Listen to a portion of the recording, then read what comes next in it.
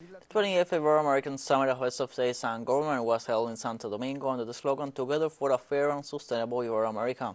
The meeting seeks to achieve concrete results that will have a positive impact on the quality of life of Ibero-Americans. This was expressed by the Ibero-American Secretary General Andrés Alemán while speaking at the opening ceremony held on Friday night at the Santo Domingo Fortress. Alemán pointed out that this will be a summit dedicated to people and aim at having concrete results, and to achieve them, the Ibero-American Environmental Charter, the Food Security Strategy, and the Charter of Principles on Digital Rights will be submitted to the consideration of the countries. For his part, Dominican President Luis Abinader underlined the unity existing among the countries of the Ibero-American community and recalled that the region faces common challenges that require collective responses. The event was held at the Convention Center of the Dominican Ministry of Foreign Affairs. Following the statements of the heads of states and government, the documents of the summit, including their declaration on Santo Domingo, will be approved.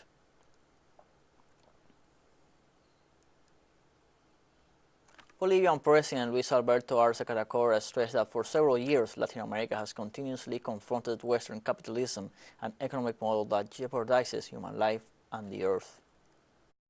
We have been facing a multi-structural and systemic capitalist crisis that increasingly endangers the life of mankind and our Mother Earth. This crisis expresses itself when we face the food, energy, climate, health, economic, water, and social crises. It is necessary to recover what we are and where we are all going as a community, because we are all part of the common home that is our Mother Earth. During his speech, the President of Colombia, Gustavo Petro, highlighted the effects of climate change.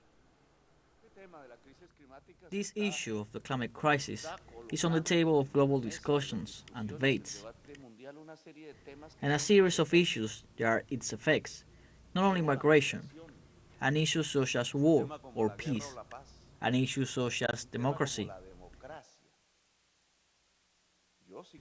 I do believe the world we are witnessing today, which has its reasons there, which is an invasion of one country over another, and we cannot criticize it if we applaud other invasions. What we have to do as humanity is to reject the invasion of any country over another, or what the invasions in this 21st century have been, all done for oil. I believe that we should create a space of peace, and therefore we should have some moral authority to propose peace to the world. We cannot waste time in a war when the time of humanity is shortening due to the climate crisis. At the 20th Ibero-American Summit, Argentinian President Alberto Fernandez spoke about the international financial and speculative system and about public debt. Globalization has proven a frail system. Financial capitalism shakes world economies when one of its speculative bubbles suddenly bursts. Central structures that passively allow such bubbles to grow run to its rescue to prevent a domino effect like the one we experienced 15 years ago. This high in the game, with so much financial concentration and speculation, we should have learned that the present financial system needs no more rescuing, but a drastic reform. The present international scenario is one of high and unsustainable public debt in our countries. Interest rates and overcharges imposed by the International Monetary Fund to indebted countries are abusive. Addressing fellow heads of state present at the 20th Ibero-American Summit of Heads of State and Government, Cuban President Miguel DiazCanel expressed the need for a change in the world order.